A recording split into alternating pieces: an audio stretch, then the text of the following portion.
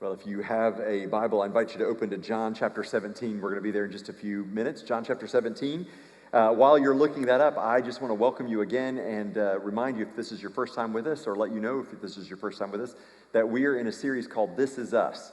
And we are looking at what is the church? Who is this people that we have assembled together here? What do we do? What is the purpose of it? So week by week, we've been looking at different truths from the scripture about the church and about what kind of people we're called to be. Centered community. And so several weeks ago, we looked at this truth, that we are a new kind of family. We are a new kind of family. What that means is basically we're a family that's not necessarily united by just biology or by race or by ethnicity. We're a people who've been united and bound together by our common love and faith and believe in Jesus Christ and his kingdom. Which is why there are lots of people who have been a blessing to my life who are not my biological mother. But God incorporated me into a faith family where there have been women throughout my growing up years and all the years I've been in church who have been spiritual mothers to me. And so we're grateful for those mothers too. We are a new kind of family. And then after that, we looked at this idea that we are upper room people. We're upper room people. And what we mean by that is that the church really, on the lower room, provides things for people, right? You come to church and you hopefully get provided for. But we aren't just people who come to be provided for. We actually are upper room people. And the upper room is where Jesus called his disciples, wash their feet, and then said to them, now as I have done to you, go and do for other people too. So as a faith family, as a Jesus-centered community, we understand that the church does meet our needs, but we're also called to live as upper room people who are living on mission with Jesus. And then we said we are making, not faking, disciples. What we mean by that is that making a disciple is more than just gathering people together in a building and all memorizing some stories that Jesus told or some encounters that Jesus had. It means actually being a real disciple means it affects the way we live when we leave the building, when we go out from here, and as we incorporate the teachings and the examples of Jesus in our everyday life. We're not faking disciples. And then we said we measure our success by our sending rather than our seating capacity. You can fill up this room, and it's a lot of fun when we fill this room up, and it's a lot of energy is here. But just filling up a room doesn't mean that we're being successful at making disciples and equipping those who do. The way we measure that success is by how many people we actually send out of this room who live on mission in their workplaces, in their schools, in their homes, in their communities, that they are living it out when they leave this place, that they were living as sent people. And then we said that we are gospel-centered and culturally conscious people. What we mean by that is, for 2,000 years, the church has had one message. And that message is that God so loved the world that he gave his one and only Son, that whoever believes in him will not perish but have everlasting life. That message has not changed in 2,000 years, even while everything else about our culture is constantly changing. It's been proclaimed in different countries with people speaking different languages from different nationalities.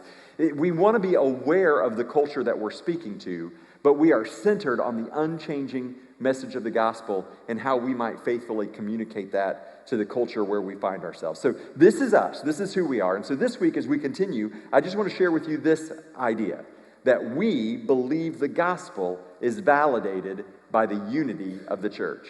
We believe that the gospel is validated by the unity of the church. Now, let me tell you what I mean by that by just taking those words apart a little bit. We believe the gospel. What is the gospel? Well, it's that timeless message that God so loved the world that he gave his Son, and whoever believes in him can have eternal life. That's the message of the gospel, that God loved the world and sent his Son. Now, that message is validated, meaning that it's proven to be true. That people see the truth of what we say we believe by the unity of the church. And by unity, we don't mean that everybody looks the same, or everybody votes the same, or everybody thinks the same, or even that everybody has necessarily all the same points of theology. But what we mean is the unity of the church is centered around the message of the gospel, and that the message we proclaim in the gospel is validated by the unity of the church. Now, it might be easier to understand if I were to say this in the negative. So let me just say this thing in the negative.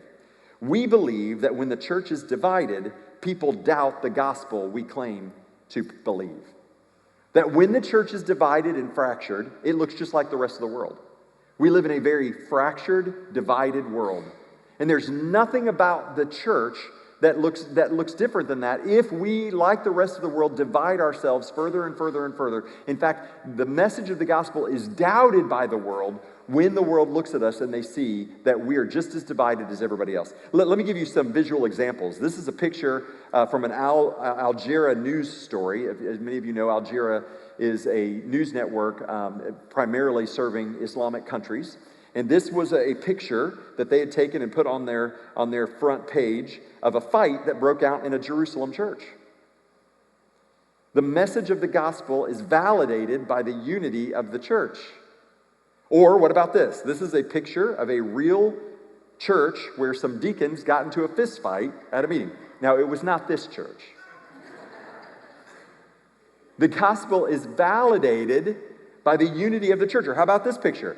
This picture, it might be a little hard to see, but you see two guys that have started a slugfest right on the front row of their church. Now, what you don't know about this picture is this picture happened the Sunday after Christmas, and literally, I've watched the video, the pastor stands up and says, we're celebrating today, the message of Christmas is that Jesus is the Prince of Peace, and a fight breaks out right in front of him. The message of the gospel is validated by the unity of the church, or the reverse of that when the church is divided, it causes people to question, do those people really believe what they say they believe? See, unity among Jesus' followers was so important to him that he spent his final hours on earth pleading with his disciples to love one another. In fact, it was so critical that to his mission, that the longest prayer that we have recorded in the entire Bible is a prayer that Jesus prayed asking his Father to make his people, to make his disciples one. So this takes us to John 17. If you have a Bible, look with me at John chapter 17. We'll begin in verse 1. Father, the hour has come. Now, what's the hour? Well, Jesus is about to be taken away. He's about to be crucified. He's not going to be with the disciples the same way he has been with them for the past 3 years. It is time for the disciples to live this out without him being there to monitor them. Father, the hour has come. Glorify your Son, that the Son may glorify you. In other words, shine your spotlight on me, because I am about to show the world the way you love them. Since you have given him, meaning himself, authority over all flesh, to give eternal life to all you have given him. So what is he saying? He's saying, Father, I'm about to glorify you through my death on the cross. And the glory I'm going to bring to you is going to point all people back to you. So Lord, let the world see what I'm about to do and let it bring glory back to you. And this is eternal life, that they know you, the only true God, and Jesus Christ whom you have sent. I glorified you on earth, having accomplished the work that you gave me to do. And now, Father, glorify me in your own presence with the glory that I had with you before the world existed. Now, what is Jesus saying? He's basically saying that he existed in heaven before he came to earth. In fact, we know that Jesus set aside all the glories of heaven in order to come to earth. Why did he do that? He said, I did that to bring glory to you, Father. And now, as I'm about to leave, may your glory shine through me so that the world will know you and they will know that there is salvation through you because of your love for them that is going to be demonstrated through my death on the cross. In fact, we have a little diagram to help kind of understand these words that Jesus is saying. So in the center there, you see the Father and the Son existing in one another in this perfect glory. And you see, as the Father has authority over the Son and the Son is obedient to the Father, this is only magnifying the glory. And then you see on the right-hand side of the screen there, heaven and earth. This is what Jesus had with the Father in heaven, and he came to earth to show the people on earth the same kind of majesty and glory that he experienced with the Father in heaven. He wanted them to see God. In fact, Colossians says that Jesus is the image of the invisible God. If you want to know who God is, what God did, how God acts, all you have to do is look at Jesus and you see it. So Jesus is basically praying, God, glorify, as you glorified me on earth, glorify me now so that people can see you and know you. He goes on in the prayer in verse 11 and he says, and I am no longer in the world. Why did he say that? Because he is about to be crucified, resurrected, and a very short few weeks after that, he is going to ascend back to heaven. And he's not going to be with the disciples anymore. But they are in the world, meaning that the people he's leaving behind are going to continue to have to live in the world. And I am coming to you, Holy Father, keep them in your name which you have given me. Here it comes, that they may be one, even as we are one. While I was with them, I kept them in your name, which you gave me. I have guarded them. But now I'm coming to you, and these things I speak in the world, that they may have my joy fulfilled in themselves. Meaning that Jesus said, hey, God, I'm about to leave them behind. And I don't know if you've looked at these guys, but I need you to be with them because they don't do very well without me sometimes. So, Father, would you just be with them as I have been with them? As you have been with me, so be with them. I have given them your word, and the world has hated them because they are not of the world, just as I am not of the world. I do not ask you to take them out of the world, but that you keep them from the evil one. They are not the world, just as I am not of the world.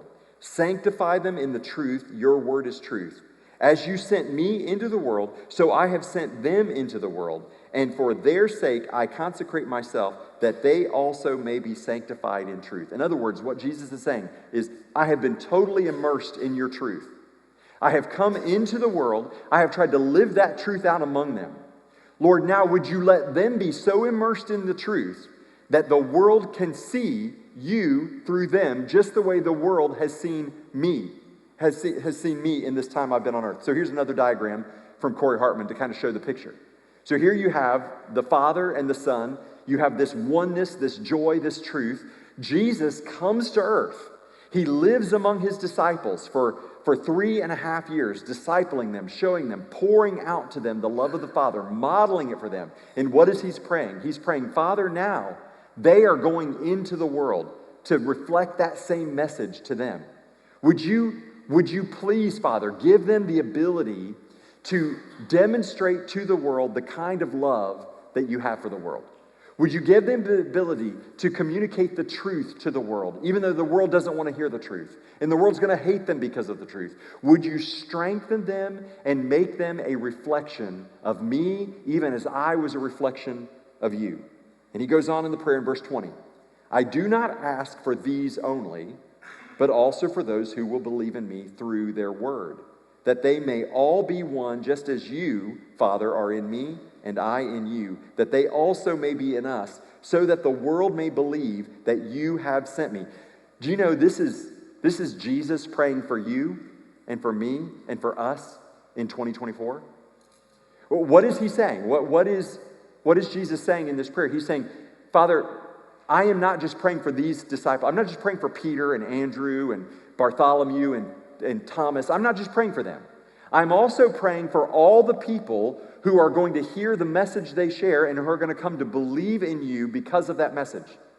In the year 2024, at the corner of Hendricks and Atlantic Avenue, there's going to be a group of people on Mother's Day who gather together. And Father, I'm praying for those people right now, that they may also be one as we are one, so that the world in 2024 will continue to see a reflection of the kind of love that I have and that you have through me. The glory that you have given me, I have given to them, that they may be one even as we are one. I and them and you and me, that they may become perfectly one, so that the world may know that you sent me and have loved me even as you loved me. Father, I desire that they also, whom you have given me, may be with me where I am, to see my glory that you have given me because you loved me before the foundation of the world. O righteous Father, even though the world does not know you, I know you, and these know that you have sent me. I made known to them your name, and I will continue to make it known, that the love with which you have loved me may be in them, and I in them.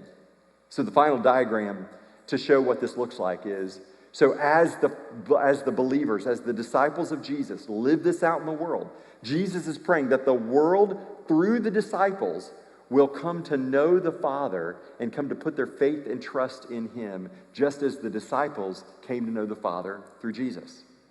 See, the gospel is validated by the unity of the church. I don't know if you heard it in the prayer, but he said it over and over again. Father, make them one as we are one. Whether they're living right now as I'm praying this prayer, or whether they're going to live 2 centuries from now. Father, would you make them one as we are one, that the world may see you and know you, even as I know you and as they know me. This is the prayer that Jesus prayed. So how does Jesus expect us to achieve this kind of unity? How does Jesus expect, 2,000 years after all these events took place, for the church to be unified in a world that is increasingly fractured and divided? Well, let me tell you. He didn't expect us to achieve this unity through our politics. He didn't expect us to achieve this unity through our shared culture. He didn't expect us to achieve this unity even through our religion or through our theological beliefs. He expected us to achieve this unity only in one way. We can only achieve this kind of unity with the Father if we have His love in us. Look what He said at the end of verse 26. That the love with which you have loved me may be in them. The only way the church is able to demonstrate the kind of unity that will show the world the love of the Father is by demonstrating and exercising the love that God has given us through Jesus Christ. This was so important to Jesus that just hours before He was arrested, He got His disciples together in the upper room. And He gathered them all together and He said, "A new commandment I give to you." A new commandment. Are you paying attention, Peter? It's new. Andrew, you listening? Bartholomew, I know we don't talk about you much, but are you hearing me right now? I need you guys to focus. Because you don't know this, but I'm not about to be with you for much longer. And a new commandment I'm giving you, here it is, that you love one another. That you love one another. Jesus said it was a new commandment, but it didn't sound so new. I imagine Thomas is thinking, hey, you said that before, Jesus. Like, in fact, you say that a lot, Jesus. You said to love God and love other people. That's the greatest commandment, and the second greatest commandment. I mean, this isn't new. Jesus, this isn't new. Here's the truth of the matter. I've got this commandment down already, and so do you, as long as I get to pick who the one another is. Right? I mean, as long as I define the one another, no problem. In fact, I didn't need Jesus to tell me this. And you probably didn't either. And the world, the rest of the world, who doesn't even know Jesus or doesn't believe in Jesus, they didn't need Jesus to tell them this either.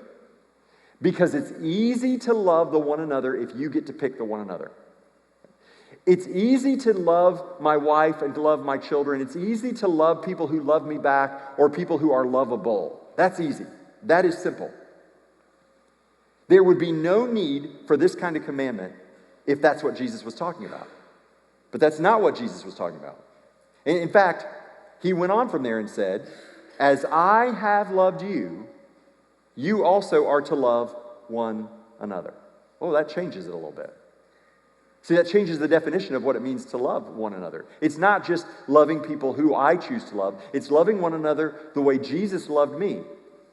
I want you to love others the way I've loved you. So Matthew, do you remember when you were sitting at that tax collector's booth? Remember when you were betraying your country and you were extorting money from innocent widows and taking their money? Everybody in the town hated you. Remember when nobody would even talk to you and they all avoided you? And I loved you anyway, Matthew. I came to you and I called you out of your tax collector's booth and I called you to be my disciple. Even when everybody else hated you, Matthew, I loved you. That's how I want you to love other people. That's how I want you to love them. Judas, the rest of the disciples don't know this right now. But you have already gone to the religious leaders and offered to betray me. You've already offered to turn them over for 30 pieces of silver. Nobody knows that, but I knew it, Judas, and I was washing your feet just a few minutes ago. Judas, I want you all to love other people the way I've loved you, Judas. And Peter, you're not going to like this, but the truth is you're going to deny me 3 times. In fact, you're going to call down a curse saying you didn't know me.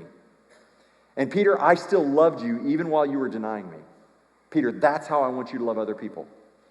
I want you to love other people the way I've loved you. That even when you were at your worst, when you were being unlovable, when you were being hateful, when you were being disobedient, when you were at your very worst, I still loved you. As I have loved you, so I am calling you to love other people. And then he added this in verse 35. By this, all people will know that you're my disciples.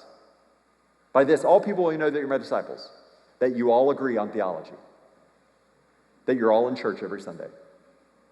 that you all have a fish bumper sticker on your car. By this, all people will know that you're my disciple, that you agree on politics.